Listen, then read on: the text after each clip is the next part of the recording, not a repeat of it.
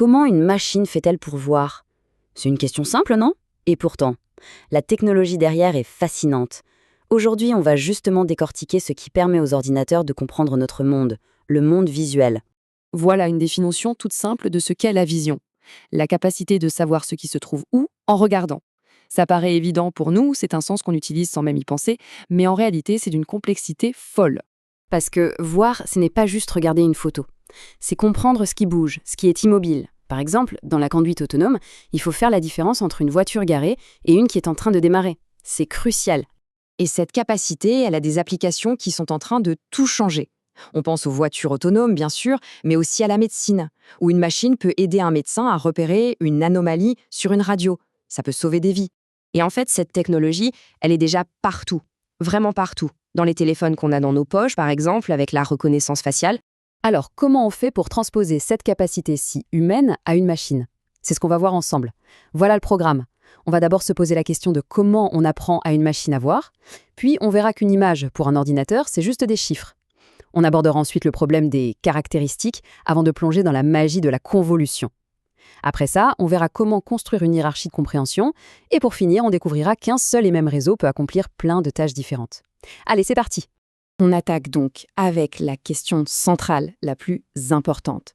Comment est-ce qu'on peut bien prendre quelque chose d'aussi naturel pour nous, comme le simple fait de voir, et l'enseigner à un ordinateur? Bon, avant même de parler de comprendre une image, il faut que l'ordinateur puisse la lire. Et pour ça, il faut la traduire dans le seul langage qu'ils connaissent, celui des chiffres. Et c'est là qu'intervient le pixel. Un pixel, c'est juste un point sur l'image. Pour un ordinateur, une image n'est rien d'autre qu'une immense grille de ces points. Pour une image en noir et blanc, c'est simple, chaque pixel est un chiffre. Pour une image en couleur, eh bien c'est à peine plus compliqué. C'est 3 chiffres par pixel. Un pour le rouge, un pour le vert et un pour le bleu. Au final, une photo, c'est juste un énorme tableau de chiffres. Ok, donc l'ordinateur a son grand tableau de chiffres. Mais, et alors? Comment il fait pour trouver ce qui est important là-dedans? Pour reconnaître un visage, par exemple, il doit repérer les caractéristiques qui le définissent. Les yeux, le nez, la bouche. C'est ça, le fameux problème des caractéristiques. Et pour résoudre ce problème, il y a eu 2 grandes approches. L'ancienne méthode, en machine learning traditionnel, c'était aux humains de définir à la main les caractéristiques. C'était super fragile, ça ne marchait plus dès que l'éclairage ou l'angle changeait. Et puis, il y a eu le deep learning. Là, c'est la révolution. La machine apprend toute seule à trouver les caractéristiques importantes, directement à partir des données. C'est beaucoup, beaucoup plus robuste. D'ailleurs, les tout premiers réseaux de neurones se sont complètement plantés sur cette tâche. Et la raison est simple. Ils prenaient l'image, cette grille de pixels, et l'aplatissaient en une seule longue ligne de chiffres. En faisant ça, ils détruisaient toute l'information spatiale. L'ordinateur ne savait plus que les yeux sont au-dessus du nez. Et ça, c'est un peu embêtant pour reconnaître un visage. Et c'est là qu'est arrivée la solution miracle, le moment eureka de la vision par ordinateur. Une opération mathématique qui, elle, conserve cette précieuse information spatiale, la convolution. La convolution, qu'est-ce que c'est que ce truc? En fait, c'est assez simple à visualiser. Imaginez une sorte de détecteur de motifs qui glisse sur l'image. Ce détecteur, qu'on appelle un filtre, est une toute petite grille qui cherche quelque chose de très précis. Une ligne verticale, un coin, une courbe. Voyons comment ça marche en détail. Alors, comment ça se passe concrètement? Premièrement, on prend une petite zone de l'image. Deuxièmement, on vient poser notre filtre par-dessus. Troisième étape, on fait une petite opération mathématique toute simple pour obtenir un seul chiffre qui nous dit à quel point le motif correspond à cette zone. Et enfin, quatrième étape, on fait glisser le filtre d'un cran et on recommence. On fait ça sur toute l'image et à la fin, on a une nouvelle image, une sorte de carte qui met en évidence tous les endroits où notre motif a été trouvé. Mais la vraie magie, elle n'est pas dans une seule convolution.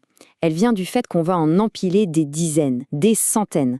C'est en empilant ces couches qu'on construit ce qu'on appelle une hiérarchie de caractéristiques. La machine va apprendre à comprendre l'image petit à petit, couche après couche. Tout au début du réseau, les toutes premières couches, elles, apprennent des choses très, très basiques. Elles deviennent des détecteurs de lignes, de bords, de dégradés de couleurs, les éléments les plus simples d'une image. Ensuite, la couche suivante prend les cartes produites par la première couche. Et à partir de ces lignes et de ces bords, elle apprend à reconnaître des formes un peu plus complexes, des combinaisons de bords qui forment un coin ou une courbe, voire même des débuts de parties d'objets, comme un œil ou un bout de nez. Et on continue comme ça. Les couches encore plus profondes vont assembler ces parties d'objets pour reconnaître des concepts encore plus complexes. C'est là qu'on va voir apparaître la reconnaissance d'un visage entier ou d'une voiture, d'une maison.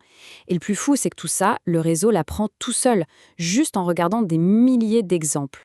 Donc si on résume, on peut voir tout ce processus comme étant composé de deux grandes parties. D'un côté, on a tout cet empilement de couches de convolution, qui servent d'extracteurs de caractéristiques, et de l'autre, on a une petite partie à la fin qui, elle, va prendre une décision. La première partie, l'extracteur, est donc cette machine incroyable qui apprend à comprendre le contenu d'une image. Et c'est là qu'on touche à une idée géniale. Cet extracteur est en quelque sorte universel. On peut le garder et juste changer la deuxième partie, le décideur, pour faire des choses totalement différentes. Par exemple, au début, on lui met un classificateur. Mais on peut très bien enlever ce classificateur et le remplacer par un détecteur d'objets. Et là, le même réseau, avec la même base, ne va plus seulement dire il y a un chat dans l'image, mais il va être capable de dessiner un carré tout autour du chat. On peut même aller encore plus loin. On peut lui demander de classer chaque pixel de l'image, de dire ce pixel appartient à une voiture, celui-là à la route, celui-ci à un arbre. C'est ce qu'on appelle la segmentation sémantique. Et voilà l'illustration parfaite de la puissance de ces réseaux qu'on appelle CNN. La même architecture de base qui apprend à reconnaître un chat, si on la branche différemment, peut carrément apprendre à conduire une voiture en déduisant les angles de braquage du volant juste à partir des images de la route. On est donc parti d'une simple grille de chiffres pour arriver à des applications qui vont de la médecine à la conduite autonome. Le réseau de neurones convolutifs, c'est vraiment une méthode extraordinairement puissante pour apprendre aux machines à voir. Et ça nous laisse avec une question assez vertigineuse.